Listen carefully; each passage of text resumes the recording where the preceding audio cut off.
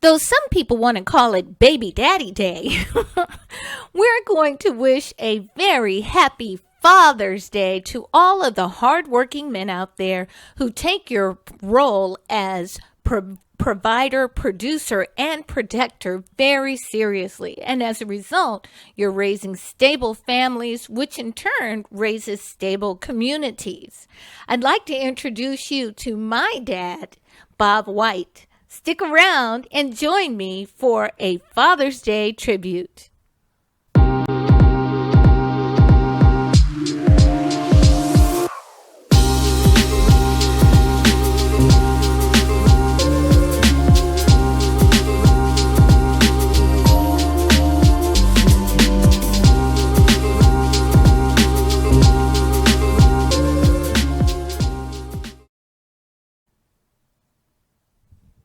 Hello, my people.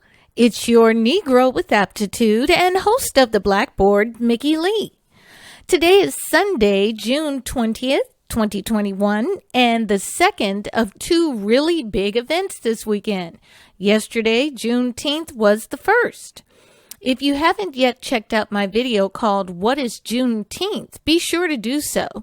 Even if you think you know what Juneteenth is, there are many myths associated with the history behind the holiday, the most important being whether anyone was actually freed at the end of the Civil War. I'll give you one guess what the answer is. Check the description box for the link. The other big event occurs today, Father's Day. Father's Day, which some folk call Baby Daddy Day, is not exactly the father knows best or leave it to beaver holiday in the Black community. It's not even reminiscent of Cliff Huxtable of Cosby Show fame.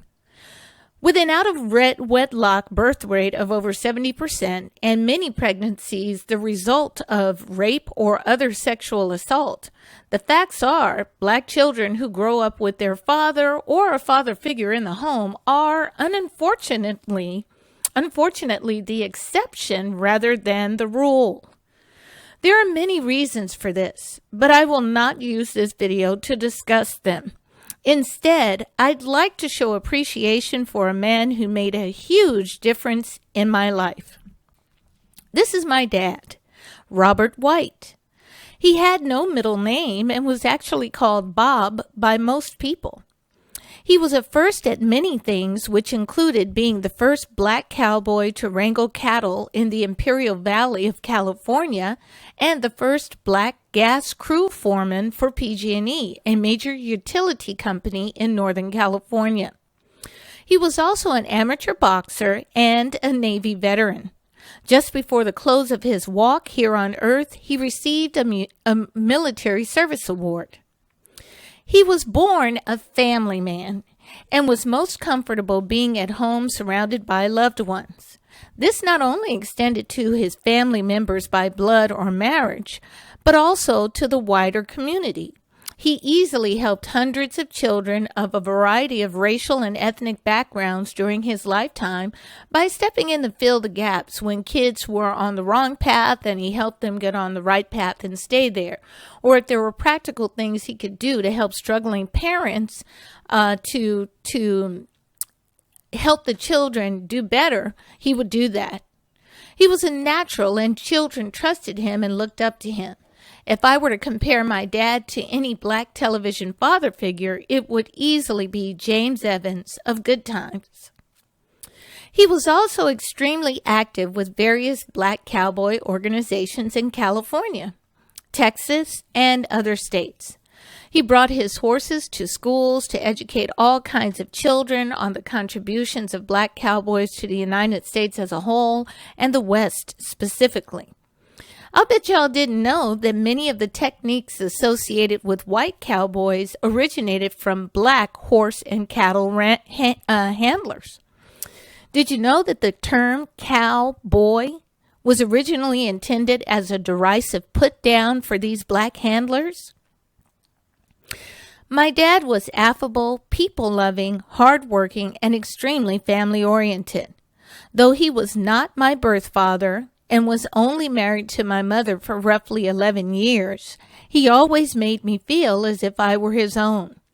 In fact, we never used the term stepfather or stepdaughter or step anything. My dad's attitude was either you belong to someone or you don't. Therefore, once you make that commitment, see it all the way through. Therefore, the blood of the Spirit became as thick as that of the flesh. During the time he was with my mom, I learned too many valuable lessons to count, but a few stick out in my memory. As some of you know, I was born and raised in California, the Bay Area to be precise. California loves to present itself to the world as the liberal, love is love, colorblind state. However, that is the furthest from the truth. Many areas of California were segregated until as recently as the 1980s. And at one point, the state even prohibited the marriages of blacks and whites. In the small town in which my dad grew up, he went to a segregated high school. There was one for blacks, another for whites, and a third for Mexicans. So when people say that slavery, segregation, and anti-blackness was a long time ago and we should just get over it, I don't need to ask grandparents or great-grandparents. I heard from my parents what it was like to grow up in segregation and open subjugation. My dad in California, my mom in Louisiana.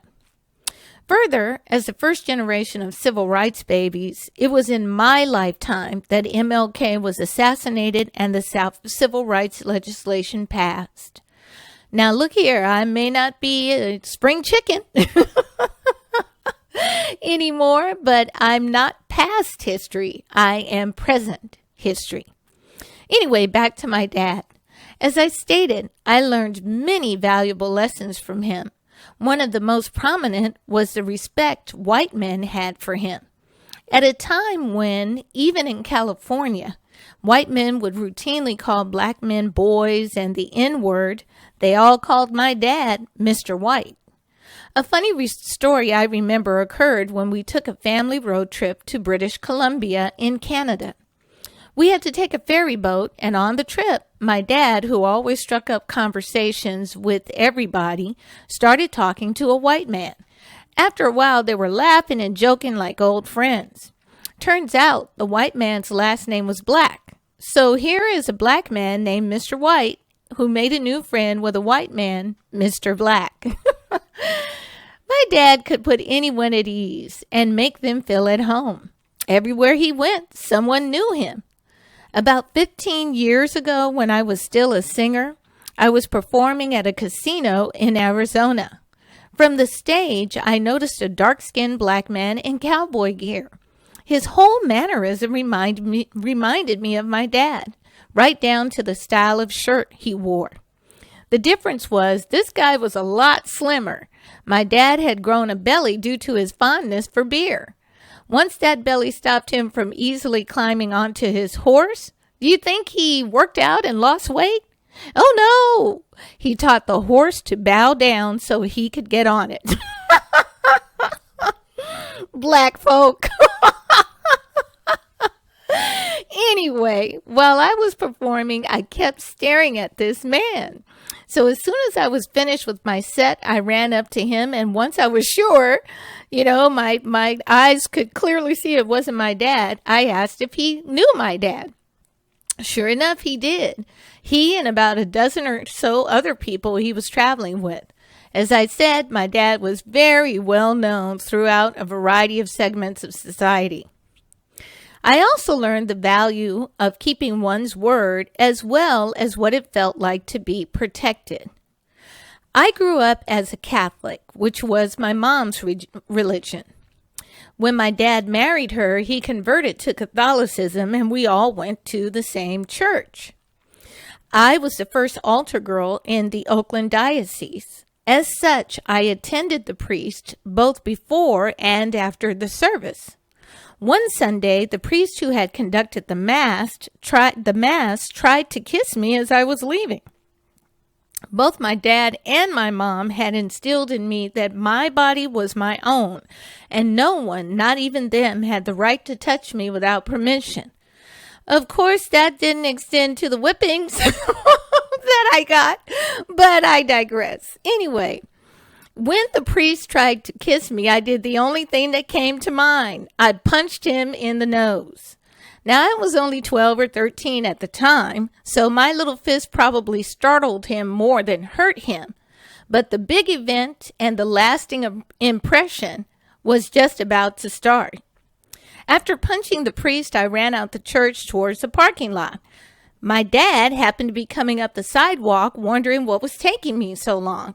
Seeing that I was in something of a panic, he asked what was wrong, and I related the story about the priest trying to kiss me. I also eventually admitted that I had punched him. So my dad took me by the hand, and we went back to the church to find the priest. My dad asked me to repeat in front of the priest what I had told him, so I did. My dad told the priest that his daughter did not lie and asked him to explain himself.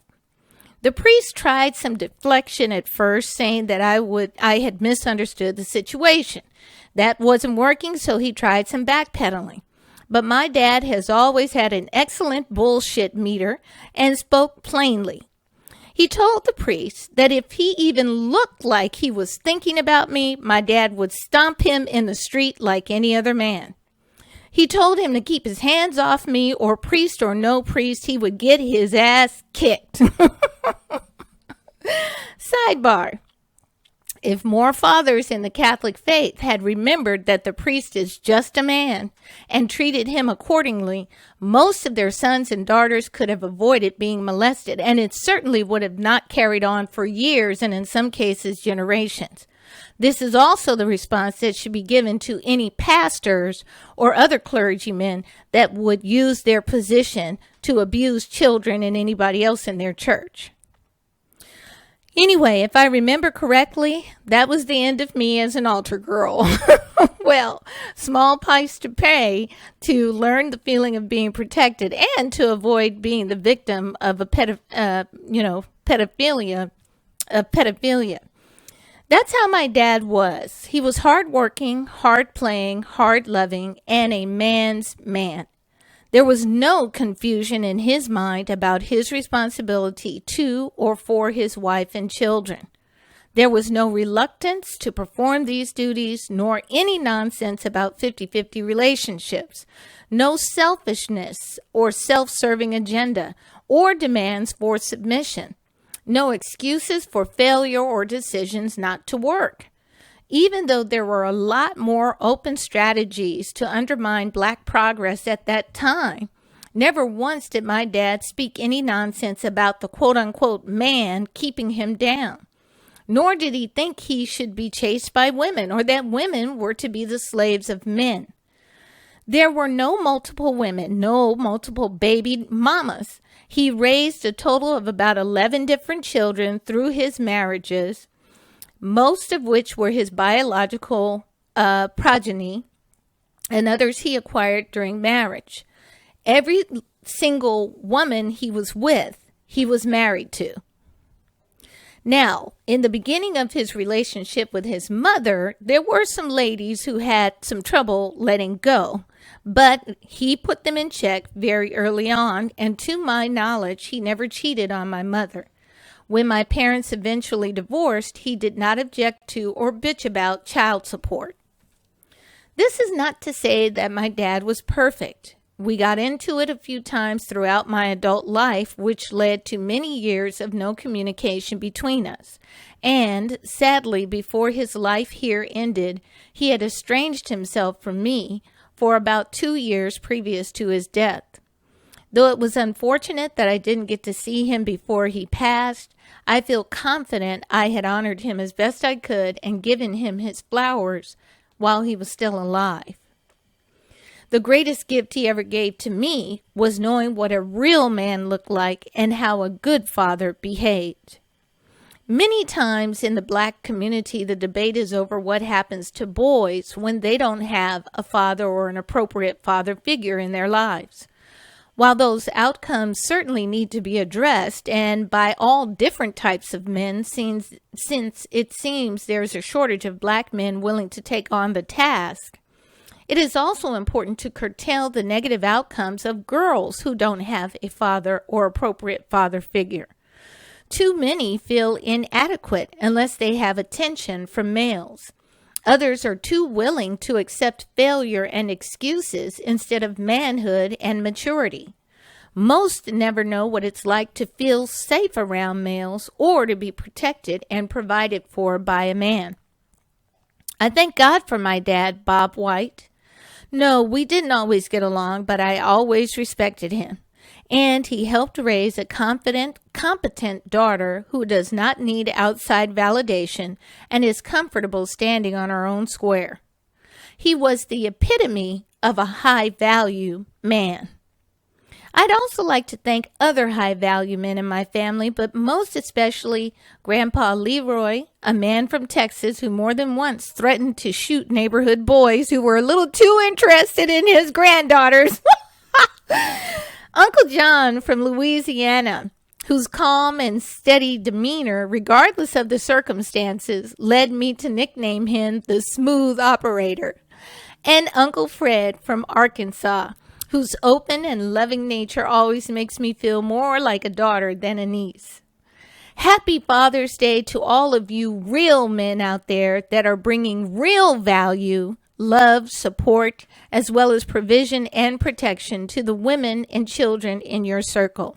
You are greatly appreciated, highly regarded, and very much needed. Now, we're going to continue the discussion of fatherhood this week on the Blackboard with my guest, The Bible Perspective. Please look out for those videos, which will be coming up shortly. In the meantime, please hit the like button. Please be sure to subscribe if you find value in the content on this channel, and make sure you share it. Go through the whole catalog. I discuss a number of things, including politics and religion from a Black perspective, and very much want the content to be shared. We need to really change the way we are thinking about what it means to be Black, what it means to be Christian or not to be Christian, and the way that we operate in this world in general. So welcome to the Blackboard. I look forward to seeing you the next time. Be sure to let me know what lessons you learned from your dad or father figure, and we'll see you next time on the Blackboard.